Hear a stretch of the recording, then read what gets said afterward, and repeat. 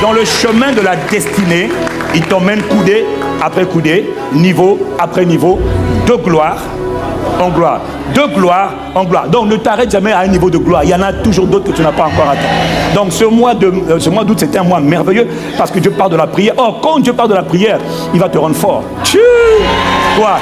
Quand Dieu te parle de la prière, ça veut dire qu'il est en train de changer ta vie. C'est dans la prière, mon frère. C'est dans la prière qu'on façonne les destinées. S'il n'y a pas de vie de prière, laisse tomber. La destinée, ça va être des discours pour rien. C'est dans la prière qu'on enfante les destins. C'est dans la prière qu'on devient fort. C'est dans la prière qu'on devient... Alors aujourd'hui, c'est un autre niveau. La semaine prochaine, autre niveau. La semaine d'après, autre niveau. Et de gloire, jusqu'au 31 décembre. Niveau après niveau. De gloire en gloire. De gloire en... C'est toi qui décides, mon frère. C'est pas Dieu. Dieu est illimité. Dieu a tout fait. Dieu a tout donné. Maintenant, c'est à toi de le piocher. De dire, Seigneur, transforme-moi de gloire en gloire. À chaque jour, transforme-moi. De la même manière que ton corps évolue constamment, à chaque jour, tu ne le vois pas. De la même manière, ta vie spirituelle, ta vie généralement peut être transformée. Hein, tu comprends, non? Dis Amen. Dans cet extrait, apôtre Ivan Castano introduit le concept des prières de supplication comme un outil spirituel stratégique pour franchir des paliers supérieurs dans la destinée. Voici les points essentiels de cette introduction à travers ce prêche. Premièrement, une dimension de croissance. L'apôtre souligne, quel que soit le niveau spirituel actuel du croyant, il existe toujours un niveau supérieur à atteindre.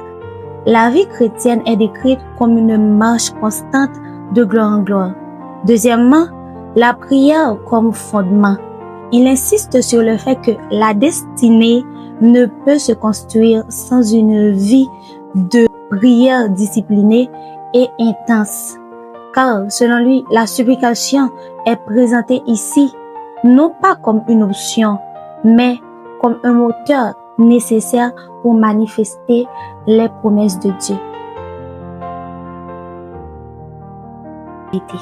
L'apôtre exhorte à l'assemblée de maintenir une attitude de réceptivité face à l'enseignement, soulignant que la qualité de la prière dépend de la manière dont on se tient devant Dieu dans le lieu secret. En somme, cette introduction de prêche prépare le terrain pour comprendre que la supplication est un engagement actif qui permet de passer d'une simple demande à une véritable persévérance dans la présence divine. Écoutons ensemble ce message de l'apôtre Ivan Castano. Donc, parlant justement de la prière, le Seigneur nous a donné un secret dans le livre de Luc, alors qu'on lui a demandé, apprends-nous à prier. Donc, il leur a dit, quand vous priez, il faut, voilà, je vous donne mon canevas à moi, ma manière d'intercéder, ma manière de prier. Vous devez prier en disant, notre Père qui est aux cieux, etc. Prière hautement stratégique. C'est des prières dangereuses. Les prières de Jésus, là, c'est des prières dangereuses. Très dangereuses. On les appelle les prières stratégiques. Hein. Il ne peut pas comme toi, là. Lui, il prie de manière stratégique. Mais on ne va pas aller dans la prière stratégique qu'il fait. Ce qui m'intéresse, c'est à partir du verset 9. À partir du verset 9, il te dit que quand on prie, il y a différents niveaux d'engagement dans la prière. Il dit, moi, je vous donne maintenant un autre secret quand vous parlez de la prière. Parce que vous ne comprenez pas, vous les hommes, que dans la prière, il y a différents niveaux. Maintenant, je vous le dis, demandez et vous recevrez. Demandez et on vous donnera. Dis avec moi, demandez. Dis plus fort, demander. Il te dit, quand tu arrives, il y a des prières où tu dois apprendre à demander. Ça, ce n'est pas une révélation pour toi, mais c'est une confirmation de ce que tu sais déjà aujourd'hui.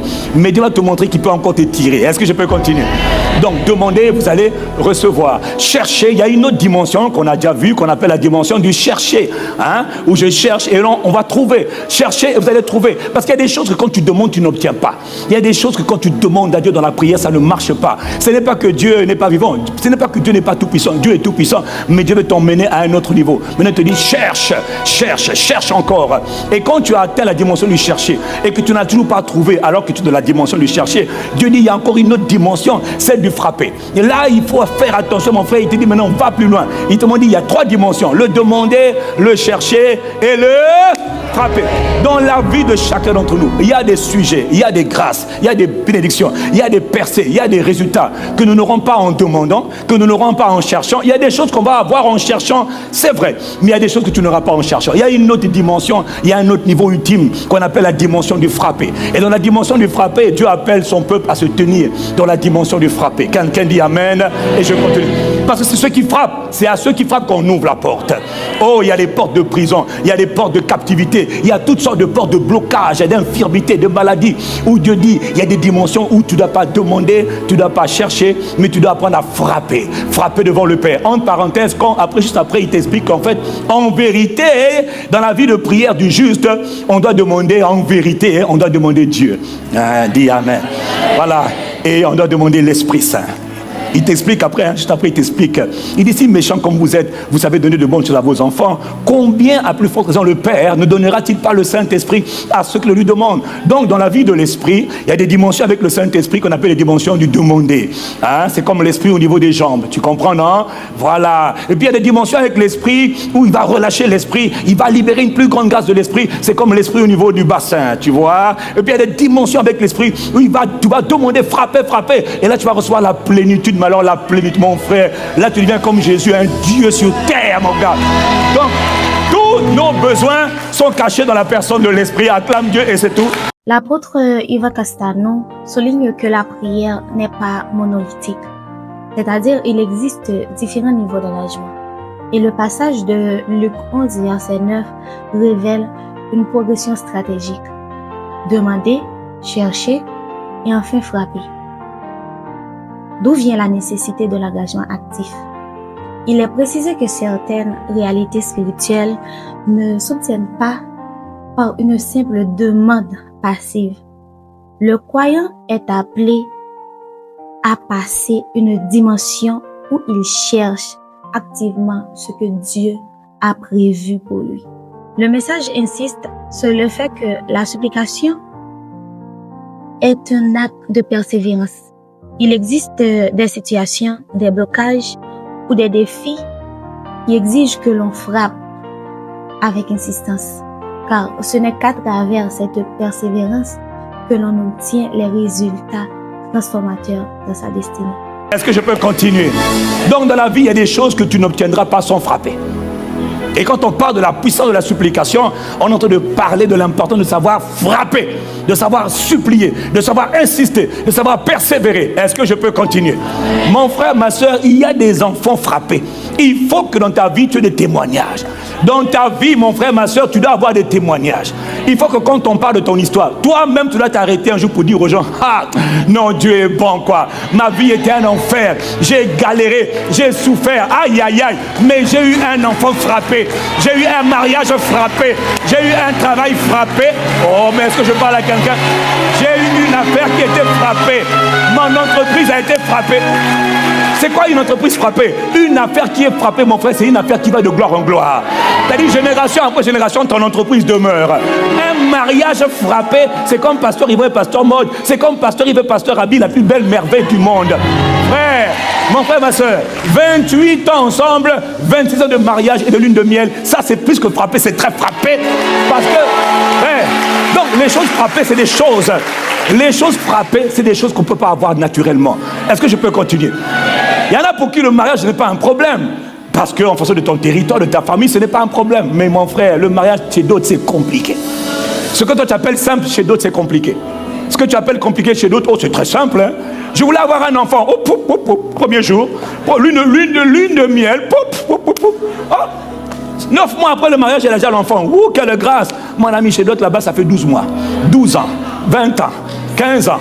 Hey! Pourquoi? Là-bas, ma soeur, il y a un autre mystère.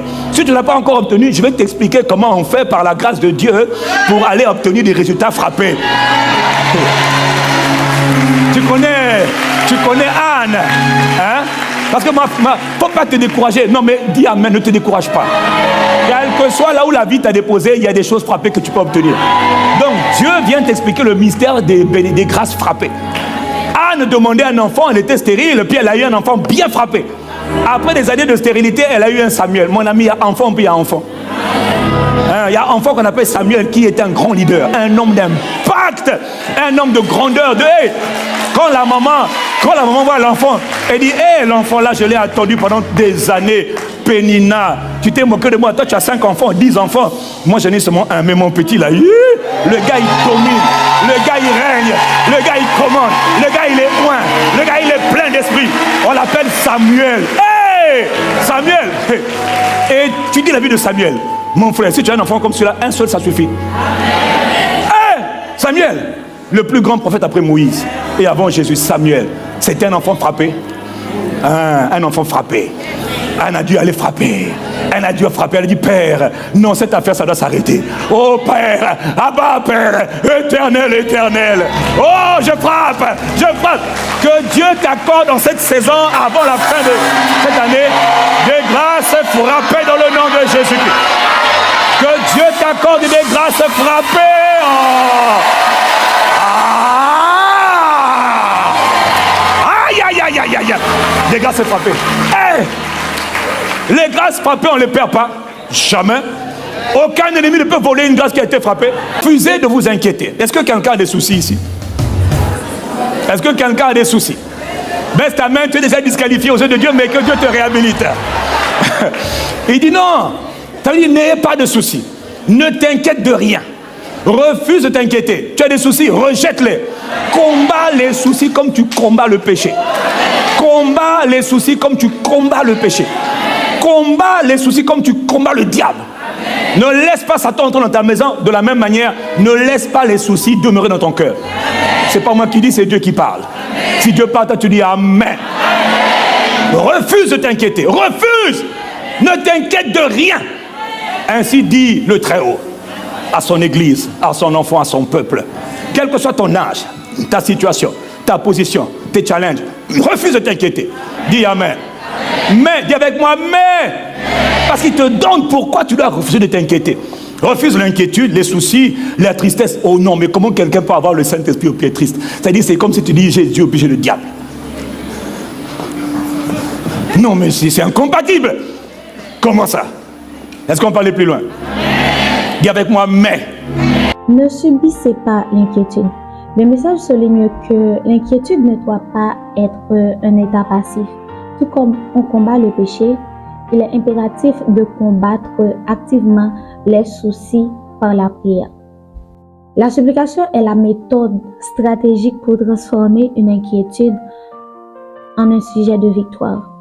Un point crucial est de ne jamais oublier l'action de grâce. Exposer nos besoins est important, mais y ajouter la reconnaissance de ce que Dieu a déjà fait ou fera libère la puissance de la foi. Ce passage rappelle que la vie chrétienne repose sur une communication constante avec Dieu. La sensibilisation doit porter sur le fait que Dieu attend que nous venions devant lui. Non comme des mendiants, mais comme des enfants qui argumentent leur cause devant un Père aimant et un juge fidèle. Il dit en toutes choses. En toutes choses. Pas dans certaines choses, non. Pas dans certaines situations, non. Mais en toutes choses. Faites connaître à Dieu, votre Père, votre Créateur, le Tout-Puissant, le Tout-Suffisant, l'invisible, l'immortel, l'éternel. Faites connaître vos besoins à Dieu. Mon frère, tu n'as pas de problème. Tu n'as pas de problème. Dans le monde spirituel, quand on est dans le royaume de Dieu, quand on est dans le royaume de Dieu, les problèmes sont finis. On n'a pas de problème. Quelqu'un a des problèmes ici, lève la main. Ah, tu as compris la leçon, tu peux acclamer Dieu pour toi-même. Non, tu n'as pas de problème. Ah non, non, je n'ai pas de problème. Dis avec moi, je n'ai pas de problème. Ne t'occupe pas de ton voisin. Ne t'occupe pas de ton voisin, parle pour toi-même. Je n'ai pas de problème. La bonne nouvelle, c'est que c'est ce que tu dis là, c'est ce que Dieu établit. Dieu a dit, ce que vous avez dit, c'est ce que j'établis. Mon frère, je te préviens, ce que tu dis, c'est ce que tu...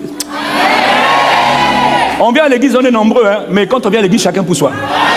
On est devant Dieu, chacun sa place, son cœur, chacun son cœur devant Dieu. Et la bonne nouvelle, c'est que Dieu ne t'a pas donné le cœur de quelqu'un, il t'a donné ton cœur à toi. Toi, tu réponds à Dieu pas comme l'autre. Si ton voisin ne parle pas, mon frère, excuse-moi, c'est pas pour toi que j'ai dit Amen.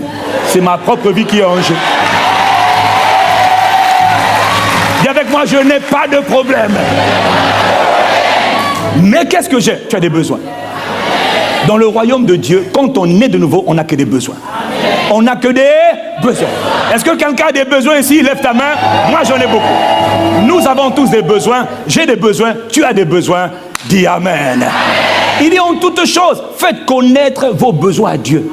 Vous avez des besoins. Besoin de mariage, besoin d'enfants, besoin de santé, besoin de l'esprit, besoin d'être rempli, d'être conduit, besoin de Dieu, besoin d'avoir des relations, besoin d'avoir toutes sortes de besoins. Nous avons tous, il n'y a pas quelqu'un ici qui peut me dire qu'il n'a pas de besoin. Ça n'existe pas. Rien que respirer, c'est déjà un besoin. Père, merci de ce que tu me donnes le souffle de vie. C'est un besoin. J'ai besoin de vivre. J'ai besoin de me mouvoir. C'est déjà une grâce. C'est un besoin. Dis Amen. Donc il dit, faites connaître en toutes choses. Pas dans certaines choses, mais en toutes choses. Montez, dites à Dieu vos besoins. Comment dire à Dieu, comment exprimer à Dieu nos besoins? Il dit par des prières et des supplications. Par des prières et des supplications. Et quand vous faites connaître à Dieu vos besoins, par des prières et par des supplications, n'oubliez pas, mon peuple, de terminer vos moments de besoin, d'expression de besoin, toujours par des actions. Appréciez Dieu, célébrez Dieu, glorifiez Dieu, rendez grâce, rendez grâce, rendez grâce, rendez grâce. Donc tu comprends, quand on a exprimé à Dieu nos besoins et nos supplications, il faut toujours finir avec Père, nous te rendons grâce. Père, pourquoi tu rends grâce? Parce que lui, c'est ce qu'il veut entendre de toi. Besoin, prière, explication, parce qu'il te dit que c'est comme ça que lui répond aux besoins des gens. Pourquoi quelqu'un va te dire de lui donner tes besoins s'il ne peut pas les résoudre? Je te pose la question. Pourquoi quelqu'un qui est tout puissant, qui peut tout faire, va te dire, fais-moi connaître, pas au pasteur, à moi, dit Dieu. Fais-moi connaître tes besoins. Comment? Par des prières. Comment? Par des supplications. Et fais-le avec des actions de grâce. Fais connaître à Dieu. Je sais que toi, tu aimes aller voir le pasteur, mais il y a d'autres dimensions après le pasteur. Il y a la dimension du monarque suprême de l'univers. Oui, le très haut, le tout puissant.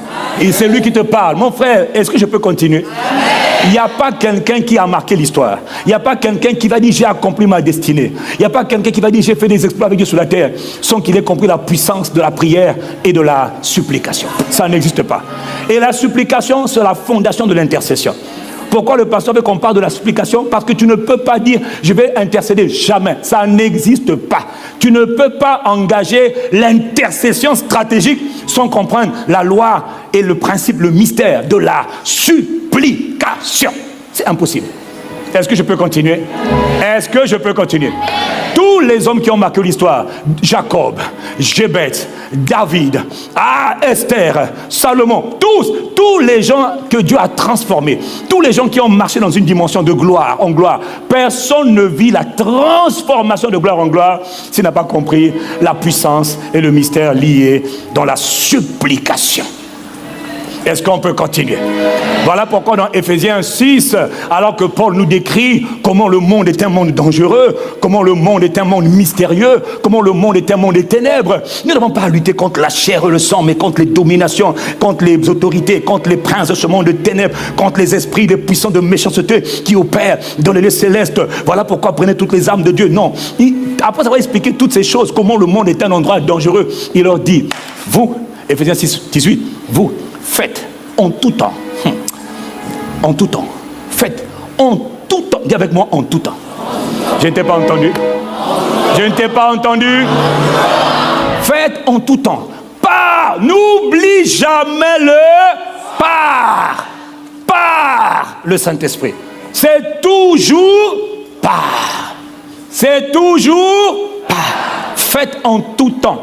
Par l'Esprit Saint.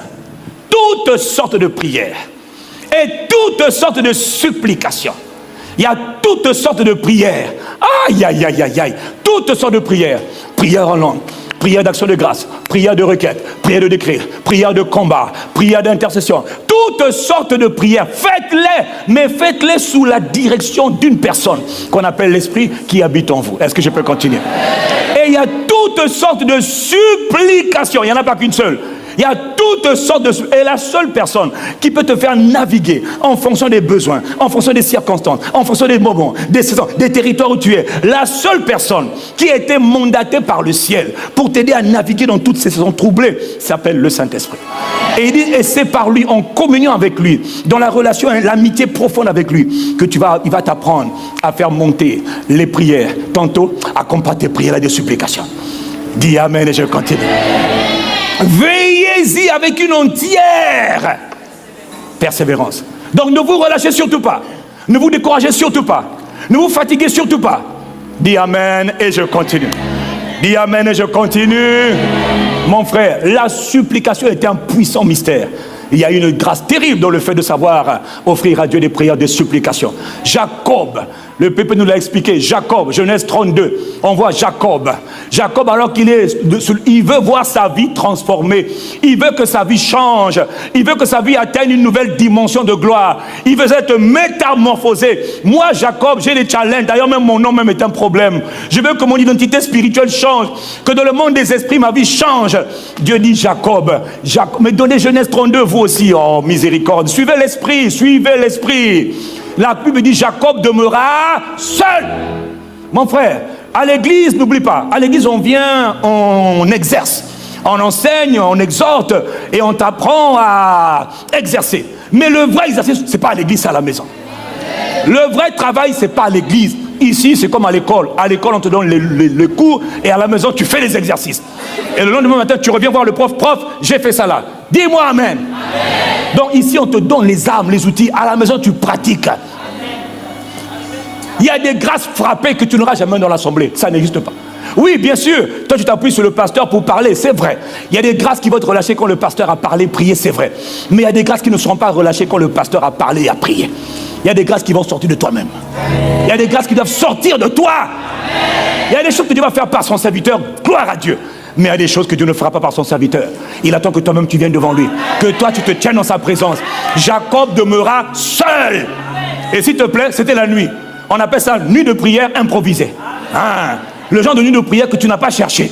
Mais à cause de la situation, à cause du niveau de désespoir, à cause de l'angoisse, à cause de j'en ai marre, Abba Père, Jacob passe la nuit seul. Tu dois avoir des moments où tu es seul, frère. Les supplications, personne ne va changer de gloire en gloire, sans engager la supplication et sans apprendre les moments où tu es seul. C'est bon de prier ensemble, mais c'est bon de prier seul. Tu dois avoir dans ta vie des moments où tu es seul. Quel âge tu as, ça ne veut rien dire. Tu as 10 ans, apprends à être seul. Tu as 15 ans, apprends à être seul. Tu as 30 ans, apprends à être seul. Pourquoi? C'est pas juste. Il y a des choses que je ne peux pas faire avec ma femme. Non, elle est là, moi je vais là-bas. Pourquoi? Il y a des situations que je vis personnellement, des challenges personnels, des transformations dont j'ai besoin, des situations qui je veux voir Dieu intervenir. Je pars seul. Si quelqu'un me suit, tu dis Amen. Gloire à Dieu. À travers cet extrait, on comprend que la prière n'est pas une théorie. C'est un choix. Et c'est dans l'intimité avec Dieu que notre vie change. Ne restons plus à la surface, persévérons avec l'aide du Saint-Esprit. Alors, je vous laisse sur cette question. Quel temps êtes-vous prêt à lui sacrifier dès aujourd'hui? J'espère que ce message a été une source de bénédiction pour ta vie. Nous nous reverrons dans une prochaine vidéo. Dieu vous bénisse.